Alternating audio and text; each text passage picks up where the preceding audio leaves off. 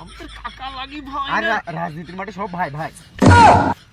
এখানে আজকে বাড়ি তাই রনি ভাই দেশবাসী, আমি আপনাদেরকে বলতে চাই, আমি আর গ্রাম্য রাজনীতি করব না, আমি এখন শহর কেন্দ্রিক রাজনীতি করব। এ কাকা, এই 5টা লোক জোগাড় করতে 10টা সিঙ্গারা চলে গেছে, তাই তুমি শহরের রাজনীতি করবে?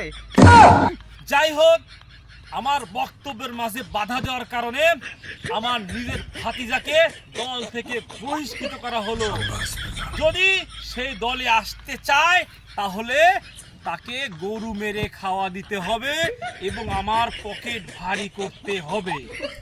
আরে নেতা রে, এজন্য তো আমি আসতে চাইছিলাম না। পরিশেষে আমি বলতে চাই, আজকে রাতেই ফাইসালা হবে সে আমাদের দলে যুক্ত হবে কিনা।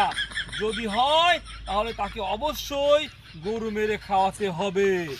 সুপ্রিয় শ্রোতাবিন্দু, আজকে থেকে আমি গ্রাম্য রাজনীতি বর্জন করলাম, শহর ভিত্তিক রাজনীতি করব। Tata, bye bye.